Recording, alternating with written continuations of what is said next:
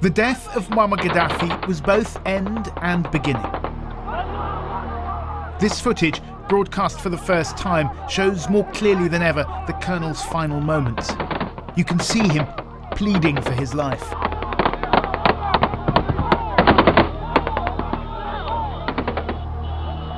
Blood-stained fighters became instant heroes, brandishing the dictator's golden pistol. I was there as they passed it among themselves. There's absolutely wild celebration here. A symbol not only of their victory, but of their dreams for a new Libya.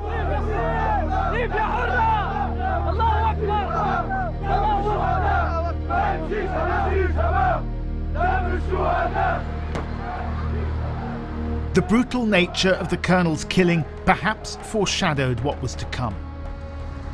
Rival governments, backed by their own militias, have left a vacuum in which Islamic State is flourishing. The Golden Gun was the ultimate war trophy, really. It was the symbol of a transfer of power in the new Libya. But today, we've got a whole bunch of different groups vying for control here. So I want to know where that pistol is now. Perhaps the fate of the Golden Gun can tell us something about what's happened to Libya.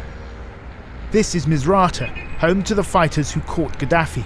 Today, it's a semi-independent city-state. The main focus now is the battle against Islamic State. They've taken control of the neighbouring city of Sirte. Once again, Misrata is on the front line. طبعا الغالبية يعني بنسبة 70% هم أجانب يعني من غير الليبيين. في الأجانب لما نتكلم عن الدول العربية تأخذ في المرتبة الأولى تونس. فعليهم طبعا العراقيين والسوريين وهذما أغلبهم يعني خاصة العراقيين كلهم يعني عسكريين وكانوا في الجيش العراقي السابق. Are you seeing senior figures from Iraq and Syria now coming to Sirte? طبعا هذا امر طبيعي بالنسبه لهذا التنظيم الارهابي بعد ما تم عليه الضغط في سوريا والعراق. بالتاكيد ان عناصر منا وخاصه العناصر اللي يرى التنظيم انها تقعد مستمره في التنظيم ما يتمش القضاء عليها انهم يلتجوا لمكان امن. On his wall, the intelligence chief has pictures of Misrata's heroes with Gaddafi's golden gun. This pistol has attained almost mythical status, and no one seems to know where it is. But I've got 3 leads. These are the people I met in 2011. Nabil, in the middle, who showed me the gun right after Gaddafi's capture. Mohammed, on the right in the baseball cap, who was hailed as a hero on the day. And Anwar, a local power broker who stored the colonel's body in a refrigerated meat locker. Our first lead is Nabil, the one who showed me the gun. Our search takes us to the outskirts of Misrata. In his day job, he's a car mechanic, but now he's joined a militia that's fighting against Islamic State. So this is Nabil. This is Nabil. Okay. We learn that Nabil is in fact on his way back from the front line at this moment, so we head off to meet him. This is as far as we can safely go without an armed escort. Nabil. Assalamu alaikum. Gabriel Gatehouse. That's you? And that's me. For Nabil and his comrades, the fighting didn't end with the capture of Colonel Gaddafi. Islamic State is active in this area, carrying out attacks far beyond their base. The commander tells me, God willing, they will prevail. لا من أي مكان يجي عليه معلومة الله يبدأ مكان مشتبه طبعا. Where's the gun? Do you know? It's in Misrata, but who has it? The gun is here somewhere, but he doesn't know who has it. In Misrata, in a half-finished building, people have gathered for a wake. These men are from Sirte. They've managed to escape the harsh regime of Islamic State. بنزين ياخذوا فيها من هنا مصرات الخبز يقول ياخذوا فيها من هنا مرتبات ما فيش مصارف ما فيش سبل الحياه ما فيش This man's brother was arrested on suspicion of being a spy. He was executed in the most horrific manner. لكن بعد صفوه قالوا جابوه ونزلوا لوطة ورمي بالرصاص بعدين صلبوه 3 أيام حتى الجثة ما أعطوناش إلا ب3 يوم. They show me a picture on a mobile phone. It's all over Facebook, they say. Oh God. Yeah. The man's name was Milad. He was recently married. Terrible picture. He leaves behind an infant son. He was left like that for 3 days. His friends and relatives all have similar stories. They cut my nephew's head off with a sword, this man says. Then they displayed his corpse in public for 4 days. Over the past year, they say, foreign fighters have poured into Sirte.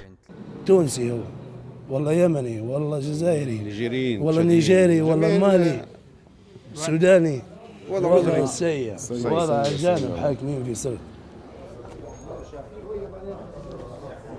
It's just so sad. These people had thrown off the shackles of 42 years of dictatorship, and what they found is actually something worse than that, something that's equally as brutal as Gaddafi's regime, but much more unpredictable.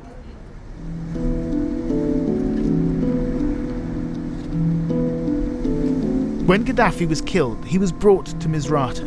His body was put on public display by my old contact, Anwar.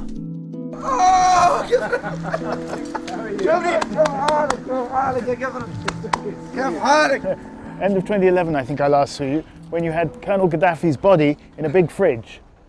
I'm hoping Anwar and his friends can help us in our search for the men who captured Gaddafi.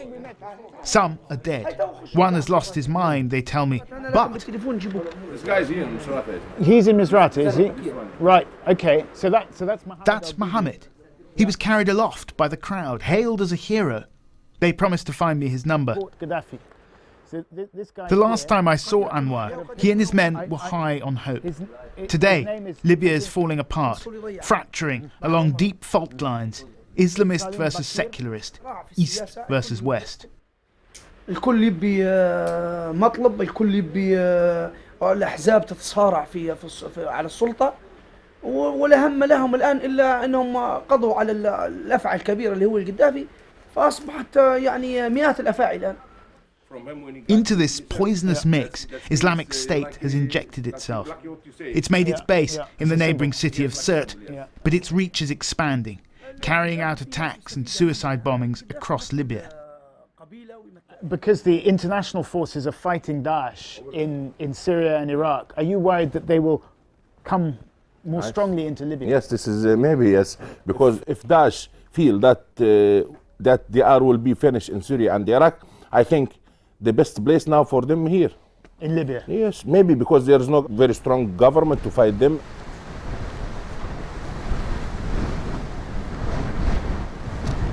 Close to Misrata is the ancient Roman city of Leptis Magna. It's one of the best preserved archaeological sites in North Africa. Should Islamic State reach this far, it would surely suffer the same fate as the Syrian city of Palmyra. The defence of Leptis Magna is left to volunteers. Its UNESCO World Heritage status will not protect it. So men like Ali Hribash stand guard with nothing but a Kalashnikov. إمكانيات مش من الدولة، إمكانياتنا نحن الخاصة.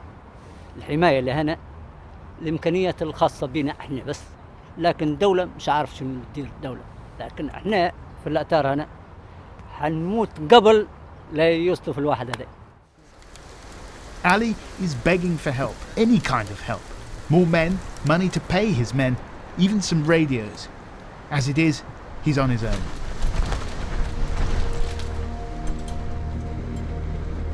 We've left messages for Mohammed, our final lead. But meanwhile, the military has given us permission to visit their forward positions. We drive south into the desert towards Sirte. It's where Gaddafi was from. It's where he was killed. Now it's the headquarters of Islamic State in North Africa. 120 kilometres from Misrata is the last line of defence against IS. So this is a crucial strategic point, this fork in the road. That way leads south, and so whoever controls this road controls a vast chunk of southern Libya. Then this road down here takes you to Sirte, and basically just beyond this point here is IS-controlled territory. As in Iraq, Islamic State in Libya has recruited loyalists of the deposed regime. Along with the foreign fighters, they make for a formidable foe. The combined force up against Islamic State here numbers about 1,400 men. That's less than half the estimated number of IS fighters. والله حاليا احنا اكثر حاجه نطلبها الدعم اللوجستي اولا، يعني اكيد حتى دعم القوات الحلف الاطلسي اكيد حتعاوننا بالتاكيد، ولكن اهم شيء الدعم اللوجستي، يعني مهما كان طائرات وحدها مش حتنتصر على داعش يعني. Small numbers of NATO special forces have, quietly, been sent in to explore potential local allies. Britain, America and others are considering sending in a bigger force, perhaps as many as 6,000 troops, in a training capacity. But with no agreement between Libya's rival governments, their deployment has been held up. Sooner or later, this patch of desert will likely become the next IS battleground. Hello, Mohammed. And then some news. Hello, Mohammed. It's Gabriel Gatehouse here from the BBC. How are you? Mohammed, I don't know if you remember, but we met in Sirte when you captured Colonel Gaddafi. You remember me? How are you? Are you free? So that, I think, is Mohammed Al-Bibi, the guy with the blue top and the baseball cap. He's here, just spoken to him, he speaks a bit of English, and we're meeting him in an hour's time. Mohammed. Hello. Hi, I'm Gabriel, how are you? By my side. Can we take our shoes off? Is that your PlayStation? You remember this? Yes, I remember, yes. It was like you were the hero of the moment. Everyone was lifting you up. Why you? Because when they saw the guns of Gaddafi, all the people think I am killing him and I am catch him. The rebels saw the gun in Mohammed's hand, and so they thought he was the one who'd killed Gaddafi. But he wasn't. Amid the confusion, he'd simply found the pistol lying on the ground. Mohammed became the accidental hero of the revolution. And do you know what's happened to the gun now? Where is this gun? Can you get it? Yes, I will call my dad, my father, because he's with him. It's with him? Yes. Okay. I think we may have found the gun. The family are wary of their trophy. There are still Gaddafi loyalists out there. Mohammed asked us to tell the world it wasn't he who killed Gaddafi. His face will forever be associated with that golden gun, but his father wanted to remain off camera. So you have the gun with you now? Yes, Okay. Can I see it? Wow. There it is. You take... Yes, it's empty. It's empty. Okay. Wow. That's extraordinary. It's heavy. It's heavy. I think it's a present from son of Gaddafi. It's a present from his son. I think. So this is basically a celebration of Colonel Gaddafi's rule. Extraordinary to see this thing again after 4.5 years. I held this on the day that everyone thought the revolution was over and Libya was starting a bright new future. And here we are nearly 5 years down the line, and this country's still at war with itself. When you found this gun, Yes. did you expect things to turn out this way? I am really sad about that because when I say the Libyan killing Libyan, it's really so bad.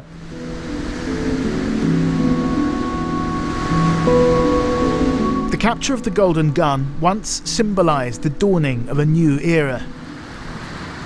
Gone is the wild optimism of those heady days. The gun today is a symbol of a revolution still unfinished, a revolution whose fate may yet prove decisive in the wider struggle against Islamic State.